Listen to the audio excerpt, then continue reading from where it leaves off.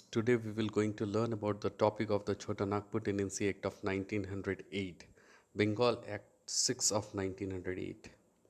So it is dated on 11th of November 1908. So it is dated on 11th of November 1908, an act to amend and consolidate certain enactments relating to the law of landlord and tenant and settlement of rent in Chota Nagpur. So what it says, an act to amend and consolidate. What it says, an act to amend and consolidate certain enactments. जो पहले के enactments थे उसको क्या किया, consolidate किया और amend किया, मतलब फिर से लागू किया नए नए प्रावधानों को जोड़कर, relating to the law of landlord and tenants, किसके किसके बीच में, जो लैंडलॉर्ड होते थे और जो टीनेंट्स होते थे उनके बीच में, एंड सेटलमेंट्स ऑफ रेंट इन छोटा नागपुर। एंड उसके कारण क्या होता था, there is a settlement in the rent of छोटा नागपुर। सो इसी के लिए ये एक्ट लाया गया, छोटा नागपुर टेनेंसी एक्ट ऑफ 1908। किस चीज़ के लिए लाया गया, तो अमेंड करने के लिए और कंसोलिडेट करने के लिए, किसको, जो इनैक्टमेंट थे लॉ रिलेटिंग टू किसके किसके बीच में, लैंडलॉर्ड और टीनेंट के बीच में, और क्या था वहाँ पे, सेटलमेंट ऑफ रेंट इन छोटा Nagpur area. So that is the छोटा Nagpur, Jharkhand. So where it is expedient to amend and consolidate certain enactments and relating to the law of landlord. What it says that expedient to amend and consolidate certain enactments relating to the law of landlord and tenant and settlement of rent in Cheta Nagpur. So, and whereas the sanction of the Governor General has been obtained under Section 5. So, on which section the Governor General has obtained their sanction? On Section 5 of the Indian Council Act of 1892. तो यहाँ पे governor general क्या किए थे, वहाँ से sanction obtained किया गया था इस लॉ से रिलेटेड, द छोटा नागपुर टेनेंसी एक्ट ऑफ 1908, और वहीं से क्या हो गया, इस एक्ट को पारित किया गया, इनैक्ट किया गया, और उसके बाद क्या है, ये लागू हो गया। So 55 and 56 white E14 to the passing of the act. कौन सा एक्ट के द्वारा पारित किया गया था, तो 55 and 56 white E14। So it is hereby enacted as follows. So क्या है, प्रिलिमिनरी, चैप्टर 1 कौन सा है, प्रिलिमिनरी, जिसके बारे में आज हम लोग पढ़ेंगे। So in preliminary chapter there is a short title and extent. What it says? It says there is a short title and extent. So short title, this act may be called as the Chota Nagpur Tenancy Act of 1908. It extends to the North Chota Nagpur, the South Chota Nagpur and Palamu division. कहाँ कहाँ पे ये extend है, तो extend to the North Chota Nagpur, South Chota Nagpur and Palamu division, including the areas, parts of the area which have been constituted in a municipality or a notified area committee under Jharkhand Municipal Act 2002. इसके अलावा भी बहुत सारे area हैं जहाँ पे इस area में क्या है, कंस्टिट्यूट किया गया है। तो कौन कौन से एरिया है, म्यूनसिपैलिटी और नोटिफाइड एरिया कमेटी, जो किसके अंडर में आएगा, झारखंड म्यूनसिपल एक्ट ऑफ 202 के अंदर में जो आएगा, उसमें भी क्या है, ये एक्ट छोटा नागपुर टेनेंसी एक्ट ऑफ 1908 वो लागू है। Bihar and Orissa act 7 of 1922, और which are within a cantonment, तो कैंटोनमेंट जोन भी होगा, जैसे रामगढ़ हमारा क्षेत्र जो है वो कैंटोनमेंट जोन है, तो उसमें भी क्या होगा, ये छोटा नागपुर टेनेंसी एक्ट लागू होगा। ये शॉर्ट टाइटल एंड एक्सटेंट कहता है। तो सबसे पहले ध्यान रखने वाली बात कहाँ है, तो सबसे पहले ध्यान रखने वाली बात यह है कि नॉर्थ छोटा नागपुर, साउथ छोटा नागपुर और पलामू डिवीज़न, ये तीनों डिविजन्स जो है ये क्या है, वहाँ पे लागू है, इंक्लूडिंग द एरिया पार्ट। कौन कौन से एरिया में, तो म्यूनसिपैलिटी और नोटिफाइड एरिया कमेटी किसके अंतर्गत आता है, झारखंड म्यूनसिपल एक्ट 2002 के अंतर्गत, और बिहार और उड़ीसा एक्ट 7 ऑफ 1922 के अंतर्गत, और कुछ कैंटोनमेंट जोन भी हो गए, वहाँ पे भी छोटा नागपुर टेनेंसी एक्ट 1908 लागू रहेगा। Now, section says that the act and notification specified Schedule A and hereby repealed in the Chota Nagpur division. तो ये क्या नोटिफाई करता है, शेड्यूल ए नोटिफाई करता है, और वहाँ पे रिपेल्ड हो जाता है। क्या हो जाता है, रिपेल्ड मतलब लागू नहीं होता है Chota Nagpur division. The act specified in schedule B are hereby repealed in the district of Dhanbad. कहाँ पे रिपेल्ड हो जाएगा, डिस्ट्रिक्ट ऑफ धनबाद में, पटमदा में, ईचागढ़ में और चांडिल में, Chandil police station in the district of Singhbhum. तो ये लागू कहाँ कहाँ नहीं होगा, तो धनबाद में नहीं होगा, पतमदा में नहीं होगा, ईचागढ़ में नहीं होगा, चांडिल पुलिस में नहीं होगा, और कुछ डिस्ट्रिक्ट जो सिंहभूम में आते हैं वो उसमें लागू नहीं होगा। अब हम लोग देखते हैं डेफिनेशन, इसका डेफिनेशन क्या है। So in this act unless there is anything repugnant in the subject of or context agricultural year, तो यहाँ पे क्या कहता है, in this act unless there is anything repugnant in this subject, तो क्या क्या इसमें ऐसे चीज़ है जिसके बारे में हम लोगों को डिस्कस करना है, दैट इज रिपंजेंट। ठीक है, now so agriculture year means the year prevailing in local year for agriculture purposes। तो agriculture year किसको कहेंगे, वो ईयर जो प्रिवेल करेगा लोकल एरिया में एग्रीकल्चर पर्पस के लिए। प्रिवेल करना मतलब वो लागू होगा एग्रीकल्चर पर्पस के लिए। And such year shall be deemed to commence and terminate on such dates respectively as the state government may by notification direct. तो कहता है and such year shall be deemed, वो साल जो कि उसमें लागू होगा, टू कमेंस एंड टर्मिनेट्स किसके लिए, कुछ लागू करने के लिए और कुछ ख़त्म करने के लिए, ऑन सच डेट उसी तारीख को जो उसके आगे रिस्पेक्टिवली लागू होता है, as the state government may by notification direct. तो स्टेट गवर्नमेंट इसके बारे में क्या करेगा, नोटिफिकेशन निकालेगा और नोटिफिकेशन से बताएगा कि कौन कौन से डेट में टर्मिनेट होगा, किस डेट में कमेंस होगा, मतलब शुरुआत कब होगा, अंत कब होगा, ये सब कौन बताएगी, स्टेट गवर्नमेंट एक एग्रीकल्चर ईयर पर वो लोकल एरिया में प्रिवेल करेगा, यानी कि लोकल एरिया में लागू होगा। So provide that where the state government in the landlord the year commencing from the first day of April shall be the agriculture year for the purpose of this act. तो जो government है, state government, वो agriculture year कब मानी है, अप्रैल में मानी है।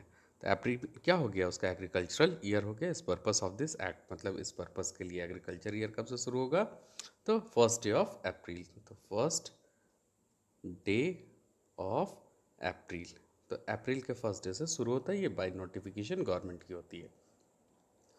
भूगुट बंधा मॉर्गेज, ठीक है, भूगुट बंधा mortgage so means the transfer of the interest to tenant in his tenancy. इसमें मतलब इसका क्या होता है, भूगुट बंधा मॉर्गेज मतलब means the transfer of interest, जो पैसा इंटरेस्ट पे है किसका, to tenant in his tenancy.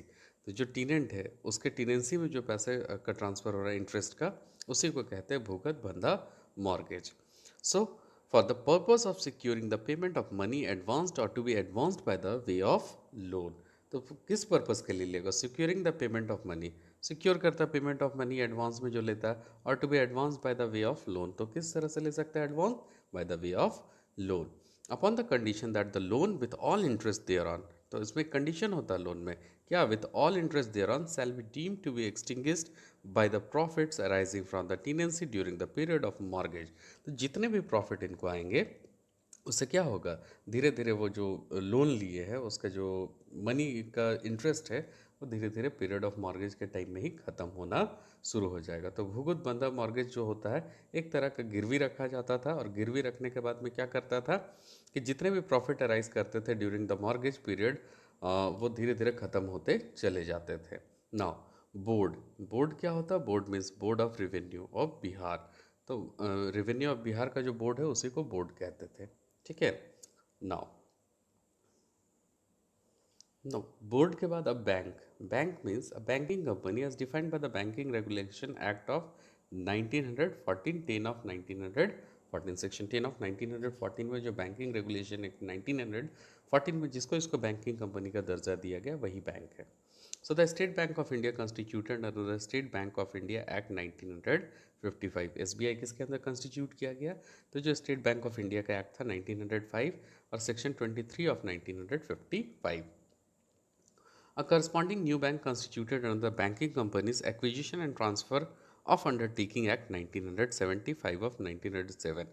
तो वैसे करस्पॉन्डिंग जितने न्यू बैंक है, अभी जितने न्यू बैंक है कंस्टिट्यूटेड अंडर कौन सा bank, banking companies acquisition and transfer undertaking of 1970। तो वैसे भी बैंक जितने आएंगे उसको भी बैंक कहेंगे। A regional rural bank established under the Regional Rural Bank Act 1976। तो आरआरबीज जितने भी होंगे वो क्या होंगे, रीजनल रूरल बैंक एक्ट 1976 में कंस्टिट्यूट होंगे होंगे उसे भी बैंक के दर्जा दिया जाएगा। ये कौन सा सेक्शन बोलता है, section 21 of 1976।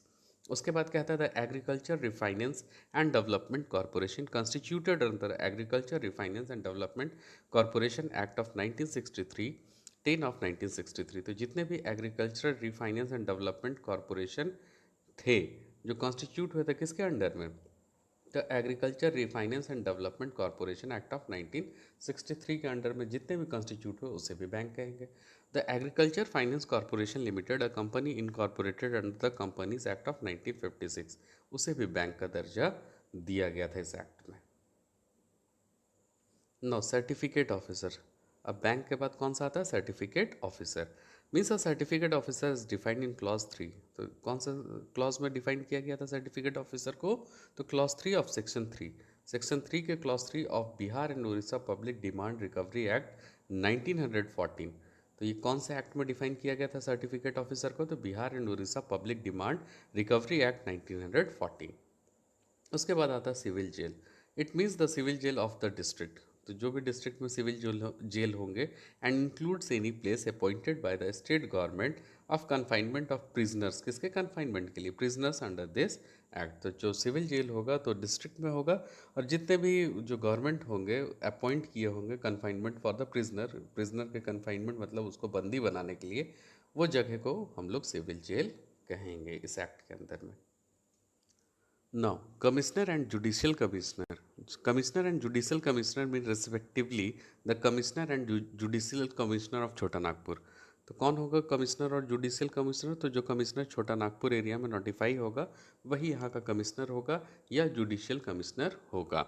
And include any other person specially empowered bye the state government. और वैसे पर्सन को भी हम लोग कमिश्नर और जुडिशियल कमिश्नर कहेंगे जो कि स्टेट गवर्नमेंट के थ्रू एम्पावर्ड होगा to discharge and function of the commissioner of judicial commissioner as the case में बी इन पर्टिकुलर एरिया। तो या तो कमिश्नर या जुडिशियल कमिश्नर डायरेक्ट अपॉइंट होगा या तो स्टेट गवर्नमेंट उसको अपॉइंट करेगी उसके फंक्शंस को डिस्चार्ज करने के लिए, तो वैसे लोगों को कमिश्नर या जुडिशियल कमिश्नर कहेंगे। अब बात करते हैं डिप्यूटी कलेक्टर के बारे में। So deputy collector includes as assistant collector and any sub deputy collector. तो किसको किसको इंक्लूड करेंगे? असिस्टेंट कलेक्टर को इंक्लूड करेंगे और सब डिप्यूटी कलेक्टर को इंक्लूड करेंगे। Who is specially empowered, specially वो क्या होगा? एम्पावर्ड होगा by the state government to discharge any of the functions of deputy collector under this act. तो इस एक्ट में जितने भी डिप्यूटी कलेक्टर का अगर पावर का फंक्शन का डिस्चार्ज करने का पावर स्टेट गवर्नमेंट उसको देती है तो हम उसको क्या मानेंगे? Deputy collector. और उसमें इंक्लूड होगा असिस्टेंट कलेक्टर और सब डिप्यूटी कलेक्टर। ना deputy commissioner. So, in any provision of this act include any revenue officer. Who is the revenue? The revenue officer or deputy collector is the deputy commissioner. Who is especially empowered by the state government. कौन उसको empower करेगा? State government to discharge। क्या करेगा? अपने functions को discharge करेगा as a deputy commissioner under the provisions। तो इस provision के अंदर में क्या करेगा? वो अपना function को discharge करेगा, वो हो गया deputy commissioner। So any deputy collector to whom deputy commissioner may be general or special order. Deputy collector to whom deputy commissioner may be general or special order transfer any of the functions under this provision। तो इस मतलब जो भी transfer होगा इसका order को under this provision, तो वो क्या होगा? या डिप्यूटी कलेक्टर होगा या डिप्यूटी कमिश्नर होगा, जनरल और स्पेशल ऑर्डर से। Now enhancement or enhanced do not include any increase of rent in respect of land held by रैयत। तो यहाँ पे कहता है कि enhancement और enhanced ये इंक्लूड नहीं करता है किस में? Increase of rent. ये इंक्रीज ऑफ रेंट को इंक्लूड नहीं करता है in respect of land held by raiyat in excess of the area for which rent has previously been paid by him or in respect of the conversion of upland whether within or without his holding into korkar. ठीक है, but include any commutation of rent payable in money into rent payable Holi और partly in kind. तो रैयत क्या है कि उसके rent में कोई भी इंक्रीज नहीं होगा, और इसमें क्या है कि excess of the area which rent has previously been paid. तो कैसे एरिया में इंक्लूड नहीं होगा? तो एक्सेस ऑफ द एरिया, जो एरिया बढ़ रहा of which rent previously have been paid by him, तो उस एक्सेस एरिया का रेंट क्या हो गया? वो प्रीवियसली जो रैयत है वो पे कर चुका है। और इन respect of the conversion of upland, या फिर कोई अपलैंड है उसको क्या किया? कन्वर्ट किया किस में? एक मतलब लैंड में। तो अपलैंड कैसा एरिया होता है? हिली टाइप का रीजन होता है, सीढ़ी नुमा। तो अपलैंड एरियाज जो होते हैं उसको कन्वर्ट करके क्या किया? लैंड को होल्ड किया। सो वेदर विद इन और without his holding into korkar. तो कोरकर ऐसे लोग होते थे जो क्या करते थे? अपने ज़मीन में जो भी चीज़ होता था उसके एग्रीकल्चर बेस पर काम करते थे, या और जैसे कोरकर लोगों का काम होता था। But include any commutation of rent payable in money. But ये क्या करते थे? इंक्लूड करते थे commutation of rent payable in money into rent payable Holi और पार्टली इन काइंड। तो जो रेंट उनका बनता था या तो पूरा पे करते थे या तो आधा पे करते थे। कौन? रैयत। अब इसके बाद बात करेंगे स्टेट।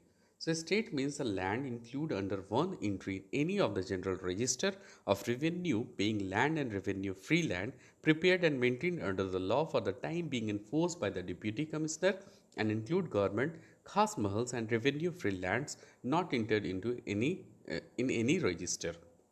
तो स्टेट का मतलब साफ है कि ये ऐसे लैंड को इंक्लूड करता है under one entry in any of the general register. तो जो जनरल रजिस्टर्स में इंक्लूड होंगे ऑफ रेवेन्यू पेइंग लैंड्स, तो कौन से जनरल रजिस्टर में इंक्लूड होंगे? तो वैसे जनरल रजिस्टर जहाँ पे रेवेन्यू पेइंग लैंड्स के बारे में डिटेल दिया रहता है। एंड रेवेन्यू फ्री लैंड्स, तो वहाँ पे एक रेवेन्यू पेइंग लैंड्स होता है, दूसरा रेवेन्यू फ्री लैंड्स होता है। कौन करता है? Prepare and maintain by the time, prepared and maintain under the law for time being enforce by the deputy commissioner. तो ये जो लैंड होगा रेवेन्यू पेइंग लैंड होंगे या रेवेन्यू फ्री लैंड होंगे, प्रिपेयर्ड और मेंटेन बाय किसके द्वारा होंगे? डिप्यूटी कमिश्नर, जो कि फॉर द टाइम बीइंग वो लागू होता है। एंड इंक्लूड्स गवर्नमेंट खास महल्स, तो गवर्नमेंट के जितने भी खास महल्स इंक्लूड होते हैं वो। And revenue free lands are not entered in any register. तो यहाँ पे कहा कि रेवेन्यू फ्री लैंड्स, तो रेवेन्यू फ्री लैंड्स कोई भी रजिस्टर में इंक्लूड नहीं होता। सिर्फ कौन सा इंक्लूड होगा? रेवेन्यू पेइंग लैंड्स इंक्लूड होता है। किस में? स्टेट में। ठीक है ना। अब हम लोग बात करेंगे फॉरेस्ट प्रोड्यूस का। Forest produce include the following whether taken from the forest और not, that is to say. अब फॉरेस्ट प्रोड्यूस ऐसे चीज़ों को कहेंगे जो कि फॉरेस्ट से या तो लिया जाता है या तो नहीं लिया जाता है। क्या क्या चीज़ें? Wood, charcoal, caoutchouc, catechu, wood oil, resin, natural varnish, bark, lac, mahua flower and myrobalans. ठीक है। दूसरा है tree, leaves, flower, fruits and other parts to produce not hereinbefore mentioned of trees. तो जितने भी ट्रीज है, leaves है, flower है, फ्रूट है और अदर पार्ट्स जो प्रोड्यूस होते हैं ट्री से या फिर उससे संबंधित, वो जो मेंशनड है ऑफ ट्रीज। ठीक है। तो उसको भी इंक्लूड करते हैं फॉरेस्ट प्रोड्यूस में। Plant not being trees included grass, creepers, reeds and moss, all the parts to produce of such plants। जितने plants के जो produce होते हैं, जैसे कि जो tree नहीं है तो grass हो गया, creeper हो गया, reeds हो गया, mosses हो गए। Now wild animals and skin, tusk, horn, bones, silk, cocoons, honey, wax and all other parts produce of animals। ये सब चीज़ किस में आ रहे हैं? फॉरेस्ट प्रोड्यूस में आ रहे हैं। Peat, surface oil rock, minerals including iron, stone, coal, clay, sand and limestone when taken by any person for his own use. तो जो अगर फॉरेस्ट से जो सरफेस ऑयल रॉक होंगे, मिनरल्स होंगे including iron stone, coal, clay, sand, lime stone, when taken by any person for his own use, अपने लिए वो यूज़ करने के लिए ले जाता है, वो भी फॉरेस्ट प्रोड्यूस के गिनती में छोटा नागपुर टेनेंसी एक्ट ऑफ 1908 में आता है ना। अब हम लोग बात करेंगे होल्डिंग का। Holding means a parcel or parcels of land held by रैयत and forming the subject of separate tenancy। तो होल्डिंग का मतलब क्या कहता है? पार्सल और पार्सल्स ऑफ लैंड, मतलब एक टुकड़ा जैसा लैंड का होता है। तो ये parcels of land held by रैयत, किसके द्वारा रखा गया है? ये लैंड जो है पार्सल्स ऑफ लैंड रैयत के द्वारा रखा गया। And forming the subject of separate tenancy, और ये क्या फॉर्म करता है? सेपरेट टेनेंसी फॉर्म करता है। अब कोरकड किसको कहते हैं? Means a land whatever name locally known such as bhabhala, khandwat, jalsan or ariyat which has been artificially levelled or embanked primarily for the cultivation of rice.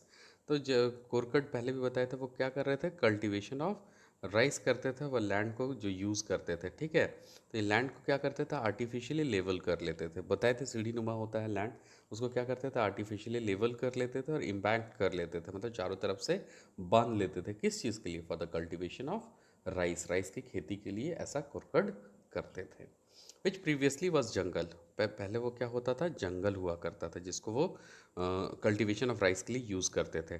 Waste और अनकल्टिवेटेड, जो पैस्चर लैंड होते थे, वेस्ट लैंड होते थे, जो अनकल्टिवेटेड लैंड होते थे, उसको वो क्या करते थे? अपने खेती के लिए यूज़ करते थे। और वॉज कल्टिवेटेड अपलैंड, कल्टिवेट कर किसको करते थे? अपलैंड को। और विच दो previously cultivated has become unfit for the cultivation of transplanted rice, और ऐसे भी लैंड होते थे जो अनफिट होते थे किसके लिए? कल्टिवेशन ऑफ ट्रांसप्लांटेड राइस, जो ट्रांसप्लांटेड राइस है उसके कल्टिवेशन के लिए। विच है दूसरा कहता है कि which has been prepared for cultivation by cultivator, किसके द्वारा प्रिपेयर किया जाता था? तो कल्टिवेटर के द्वारा प्रिपेयर किया जाता था, किसके लिए? कल्टिवेशन के लिए। अदर देन द लैंडलॉर्ड, तो लैंडलॉर्ड इसमें कल्टिवेशन नहीं करता था। कल्टिवेशन कौन करता था? कल्टिवेटर्स करते थे। और by the predecessors in interest, तो उसके जो प्रीडिसेसर्स होते थे जिसको इंटरेस्ट होता था उस लैंड पे, वो करते थे, लेकिन अदर देन लैंडलॉर्ड, ये लैंडलॉर्ड नहीं करता था। तो इसी को कोरकड कहते हैं। तो कोरकड में लैंडलॉर्ड जो है, लैंडलॉर्ड इसको इंक्लूड नहीं करता है, ठीक है। नाउ कहता है अब लैंडलॉर्ड, तो लैंडलॉर्ड कौन थे? Means a person immediately under home a टीनेंट holds. तो वो टीनेंट क्या करता था, उसी के अंडर में वो काम करता था। एंड इंक्लूड द गवर्नमेंट, और वो कौन इंक्लूड करता था, किसको? लैंडलॉर्ड गवर्नमेंट को इंक्लूड करता था, ठीक है। तो जितने भी टीनेंट होते थे वो किसके अंडर काम करता था, तो ये लैंडलॉर्ड के अंदर में काम करता था, इंक्लूडिंग वो किसको करते थे इंक्लूड? गवर्नमेंट को इंक्लूड करते थे। नाउ मूवेबल प्रॉपर्टी, वैसे प्रॉपर्टी जो इंक्लूड करता था स्टैंडिंग क्रॉप्स को, क्योंकि ये मूव कर सकते थे।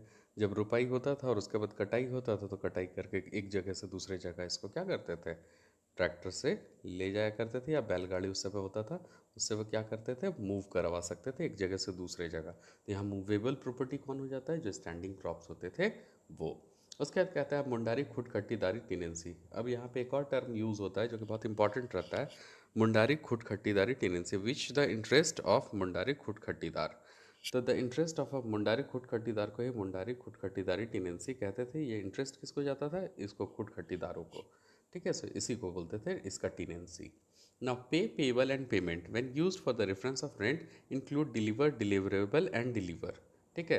तो पे, पहला क्या आ गया, पे आ गया, दूसरा क्या मतलब देना है, दे दिए, और पेमेंट का पेमेंट आता था। So when used with the reference, किसके रेफरेंस में होता था, सब यूज़ होता था रेंट के रेफरेंस में, कि पे करना है, पेएबल है या पेमेंट है।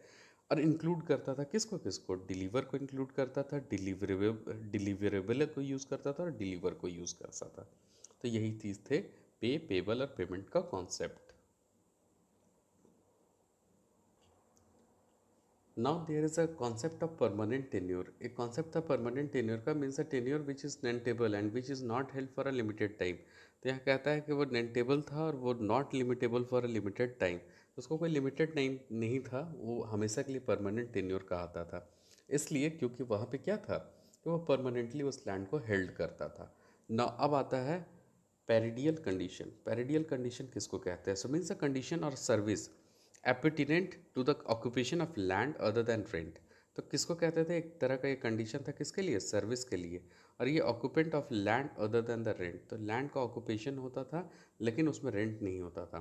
एंड इंक्लूड रकूमत्स, किसको इंक्लूड करते थे, रकूमत्स को, पेबल बाय द टीनेंट्स। तो रकूमत्स एक तरह का टैक्स ही होता था बट नॉट द रेंट, और ये पेबल होता था टीनेंट्स को, sorry payable by the tenants, tenants के द्वारा पेबल होता था। किसको पे करते थे ये, रकूमत्स, लैंडलॉर्ड को। एंड एवरी महतूत, मंगन एंड मदद and every other similar demand howsoever dominated denominated and whether regularly and recurrent और इंटरमीडियंट। तो जब जैसा ज़रूरत पड़ता था रिकरेंट इंटरमीडियंट में, तो वो एक तरह का क्या होता था, महतूत, मंगन या मदद जो बोलते हैं, वो सिमिलर डिमांड होते थे जो कि डिनोमिनेटेड होते थे रिकरेंट और इंटरमीडियंट जैसे परिस्थिति के अनुसार। तो ये जो पैसे होते थे वो डिमांड होता था एक तरह का, और ये कौन करता था, लैंडलॉर्ड करता था। और इसको देते कौन थे, टीनेंट देते थे, but not as a rent, ठीक है। तो ये होता था पेरिडियल कंडीशंस। जब ऐसे कंडीशंस उत्पन्न होते थे, लैंडलॉर्ड डिमांड करते थे टीनेंट से, वो पेएबल होता था। Now prescribed, so it means prescribed by state government by rule made under this act. तो इसके अंडर जो भी एक्ट आएंगे वो स्टेट गवर्नमेंट मतलब रूल मेंशन करेगा, वही प्रिस्क्राइब्ड होता था जितने भी टीनेंट्स होते थे उनके ऊपर में।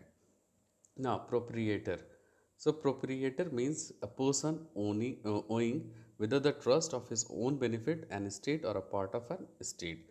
तो वो पर्सन क्या करते थे, उसी को प्रोप्रिएटर बोलते थे, जो ट्रस्ट में वो क्या करता था, यूज़ करता था लैंड को for his own benefit an estate or a part of an estate. तो जो वो स्टेट होते थे या उसके पार्ट ऑफ स्टेट को वो ओन बेनिफिट के लिए यूज़ करता था, उसी को प्रोप्रिएटर कहते थे ना। अब आता है registered. So registered means registered under any act, कोई भी एक्ट के अंडर में वो रजिस्टर्ड होगा फॉर द टाइम बिंग, कुछ समय के लिए होगा। Enforce for the registration of the document, तो डॉक्यूमेंट के रजिस्ट्रेशन के लिए फॉर द टाइम बिंग वो एक्ट क्या होता था, इन्फोर्स होता था और वहीं पे रजिस्टर्ड होता था ना। अब रेंट का मतलब क्या होता है, ठीक है। So rent means what ever is lawfully payable, जो भी लॉ डिटरमाइन करता था जो पेबल होता था इन मनी और काइंड, जो भी सामान के तौर पर या पैसे के तौर पर, by a tenant to his landlord. तो टीनेंट किसको पे करता था ये पैसा, ये काइंड, वो लैंडलॉर्ड को पे करता था। On account of the use of occupation of the land held by the tenant and include all dues. तो वो अकाउंट क्या होता था कि क्या क्या कारण से वो यूज़ कर रहा है occupation of the land held by the टीनेंट, तो वो टीनेंट अपने पास रखा रहता था, उसके लिए टीनेंट मनी या काइंड में उसको पे करता था और अपने लिए यूज़ करता था, इंक्लूडिंग ऑल ड्यूज, जितने भी ड्यूज होते थे वो क्लियर करके। Other than personal service, personal service हो सकता है वो देता होगा जाकर, जैसे कि अगर पैसा या काइंड में नहीं दे पाया तो पर्सनल सर्विस भी प्रोवाइड कराता था, which are recoverable under the enactment for the time being in force at the were rent. तो क्या कहता है, विच आर रिकवरेबल, वो रिकवरेबल था under enactment for this for the time being in force as if they were rent. तो जैसा rent होता था उसी तरह से वो रिकवरेबल होता था। नाउ रिज्यूमेबल टीन्योर, रिज्यूमेबल टीन्योर किसको कहते हैं? A tenure which is held subject to the condition that it shall lapse to the state of the grantor and be resumable by him और his successor in title। तो ये टेन्योर होता था विच इज़ हेल्ड, किसके द्वारा held किया जाता था? Subject to the conditions. तो ये जो टेन्योर के द्वारा हेल्ड किया जाता था और ये सब्जेक्ट होता था, कुछ कंडीशन लगाए हुए होते थे, that it shall lapse to the estate of the grantor and be resumable by him or his successor in title. तो एक तरह से वो कंडीशंस लगाया रहता था कि क्या होगा, ये धीरे धीरे कुछ समय के बाद ये ग्रांटर जो होते हैं उसके स्टेट में ये धीरे धीरे ख़त्म हो जाएगा और फिर से रिज्यूम हो जाएगा उसके सक्सेसर को इन टाइटल। तो अगर मान लीजिए कि आपका लैंड है तो कुछ दिनों के लिए आपके पास रहेगा, फिर वो क्या हो जाएगा, ख़त्म हो जाएगा। फिर कुछ टाइम बिंग के लिए कुछ प्रावधान होंगे, उसके बाद उसके सक्सेसर को वो लैंड मिल जाएगा। नाउ कब ऐसा होगा? On failure of male heirs, कब होगा? जब कोई मेल हायर्स नहीं होगा of the body of the original grantee of the male lines. तो मान लीजिए कि कोई मेल लाइन है, उसमें ओरिजिनल बॉडी लाइन में कोई भी मेल हायर्स ना हुए, तो ये क्या होगा, उसका टाइटल जो है ख़त्म हो जाएगा और उसके बाद वो सक्सेसर किसी और मतलब टाइटल ऑफ द लैंड किसी और सक्सेसर को मिल जाएगा। दूसरा कंडीशन है on the happening of a definite contingency other than that referred in the sub clause A of this clause. तो on the happening of any definite contingency, कोई भी अगर कुछ ऐसा घटना होता है other than the refer to the sub clause A, इसके अलावे ऑफ दिस क्लॉज, तो अगर कोई कॉन्टीजेंसी हो गया, कुछ ऐसा बात बिगड़ गया, तो उसके कारण क्या हो जाएंगे, इसका टाइटल ख़त्म हो जाएगा जो कि स्टेट ऑफ द ग्रांटर था, और फिर से सक्सेसर इन टाइटल को वो क्या हो जाएगा, लैंड अलॉट हो जाएगा। So it's the subject which is held by the condition and lapses to the state government of grantor, यही कहता है ये रिज्यूमेबल टेन्योर। ठीक है, कोई भी कंडीशन होगा लेकिन for the time being in force होता है, और दूसरी बात है कि ये सक्सेसर को बाद में मिल जाता है, जो उसके सक्सेसर होंगे। तो पहला कंडीशन तो पूरा क्लियर है कि मेल हायर अगर ना हुए तो वो लैंड सक्सेसर को उसके आगे किसी को मिल जाएगा, और कोई भी डिफिनिट कंटीजेंसी नहीं होगा, अगर ऊपर वाले एक क्लॉज में रिफर्ड नहीं है तो भी इस कंडीशन में लैंड रिज्यूमेबल टेन्योर के अंतर्गत आएगा। अब हम लोग बात करेंगे रेवेन्यू ऑफिसर का। So in any provision of this act means any officer whom the state government may appoint in discharge any function of revenue officer under this provision. तो अंडर दैट प्रोविजन में क्या हो जाएगा, कोई भी revenue officer जो होंगे वो क्या करेंगे, स्टेट गवर्नमेंट के द्वारा अपॉइंट किए हुए होंगे, और वो क्या करेंगे, डिस्चार्ज करेंगे अपने फंक्शंस को एज अ रेवेन्यू ऑफिसर, तो वही रेवेन्यू ऑफिसर होंगे। फिर बात करते हैं टीनेंट का। तो टीनेंट कौन होगा, मीन्स अ पर्सन हुआ है होल्ड्स लैंड। अभी बात की है कि वो क्या होगा, एक पर्सन होगा जो कि लैंड को अपने अधीन रखा होगा, holds the land under another person and or for but special contract would be liable to pay rent for that land of that person. तो टीनेंट क्या होंगे, किसी और पर्सन को वो ज़मीन दिए होंगे और उसके बदले में क्या होंगे, स्पेशल कॉन्ट्रैक्ट किए होंगे या फिर liable to pay rent to the land for that land to that person. तो वो लैंड के लिए क्या होगा, वो पर्सन जिम्मेदार होगा रेंट पेबल के लिए, वो कॉन्ट्रैक्ट स्पेशल कॉन्ट्रैक्ट ऑर्डर पे होता है। तो वही टीनेंट हो गया। Now tenure.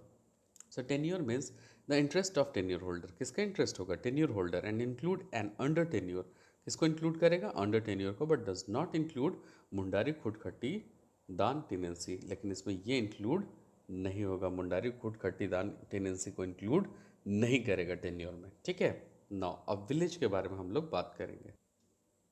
So village means any local area in which survey has been made. तो कोई भी लोकल एरिया होगा जहाँ पे सर्वे होगा, एंड रिकॉर्ड्स ऑफ राइट्स, वहाँ पे सर्वे होगा, records of right prepared under any enactment for the time being, कोई भी enactment for the time being force that area include with in the same exterior boundary in the village map finally adopted in making such survey and record as subsequently modified by the decision if any of the court of the competent jurisdiction. तो यहाँ पे क्या बोला, village कौन सा area होगा, local area होगा, किस में होगा, तो सर्वे में होगा. Has been made on the record of rights, किस में रिकॉर्ड होगा, रिकॉर्ड ऑफ राइट्स में रिकॉर्ड होगा. प्रिपेयर्ड क्या होगा, prepared under enactment of the time being in force in the area include with in the same exterior boundary. तो जो भी टाइम होंगे उसका same exterior boundary in the village में वो क्या होगा, स्पेसिफाइड होगा. On the village map finally adopted in making such survey, तो वहाँ पे सर्वे होगा और वो विलेज मैप में फाइनली अडॉप्ट किया जाएगा एंड रिकॉर्ड किया जाएगा उसको as subsequently modified by the decision if any of the court competent jurisdiction. तो कोई भी अगर कोर्ट होगा तो वो क्या होगा, जुरिस्डिक्शन में कॉम्पिटेंट कोर्ट अगर उसको मतलब विलेज का दर्जा नहीं दिया होगा तो ही वो विलेज नहीं होगा, नहीं तो वो विलेज इंक्लूड होगा. So where a survey has not been made, अगर मान लीजिए कोई ऐसा जगह है जहाँ पे सर्वे नहीं हुआ है, survey has not been made for record of rights has not been prepared under any such enactment, such areas the deputy commissioner may with the sanction of the commissioner by general or special order declare or constitute a village. तो अगर वो sanction नहीं है या फिर वो सर्वे में नहीं बना है तो किसको पावर है इसको करने के लिए सेंक्शन, तो कमिश्नर. ठीक है, डिप्टी कमिश्नर को क्या है इसका पावर है, सच एरिया को इनेक्ट करा सकता है, एक विलेज में डिक्लेयर कर सकता है, कंस्टिट्यूट कर सकता है एक विलेज में. लेकिन इसमें सैंक्शन किसका होगा, with the sanction of commissioner by general or special order. तो जनरल ऑर्डर से भी हो सकता है और स्पेशल ऑर्डर से भी ये हो सकता है क्या, एक विलेज को कंस्टिट्यूट करना. तो किसको पावर है, डिप्टी कमिश्नर को. सैंक्शन कौन करेगा, तो कमिश्नर करेंगे विद द स्पेशल और जनरल ऑर्डर टू डिक्लेयर और constitute a village. So provided that when an order has been made under section 80, बोलता है कि प्रोवाइड किया मतलब बता रहा है कि सेक्शन 80 में अगर कोई ऑर्डर पास होता है directing that the survey be made and record of right prepared in respect of any local area state tenure and part thereof, the state government may by notification declare that in such local area state tenure or part thereof village shall mean in area which are the purpose of such survey and record of rights may be adopted by the revenue officer subject to the control of the commissioner as the unit of survey and record. अब यहाँ पे एक line समझिए कि क्या किया गया, provided that क्या है, एक ऑर्डर बना है जो made by the section under section 80, directing किसको डायरेक्ट कर रहा है, दैट अ सर्वे भी made and record of right prepared, survey बना और रिकॉर्ड ऑफ राइट उसमें लिख लिया गया. कहाँ पे, तो जो इनैक्टमेंट तभी पहले बताए थे विलेज वाले एरिया में, वहाँ के इनैक्टमेंट में प्रिपेयर करके लिख लिया गया इन respect of any local area, कोई भी लोकल एरिया में, स्टेट में, टेन्योर में और पार्ट देयर ऑफ, जहाँ पे भी उसको जगह मिला, या तो लोकल एरिया या तो स्टेट या तो टेन्योर है उसके कोई पार्ट में. The state government may by notification declare, तो कौन इसको डिक्लेयर करेगा, स्टेट गवर्नमेंट डिक्लेयर करेगी. क्या sir, notification say that in such local area state tenure or part there of, जितने भी यहाँ पे जितने भी चीज़ हैं, village shall mean that the area which the purpose of such survey and record of right may be adopted. तो village उसी को कहा जाएगा जो कि सच सर्वे और रिकॉर्ड में राइट में अडॉप्ट किया गया होगा, किसके द्वारा, बाय रेवेन्यू ऑफिसर, तभी वो विलेज कहलाएगा.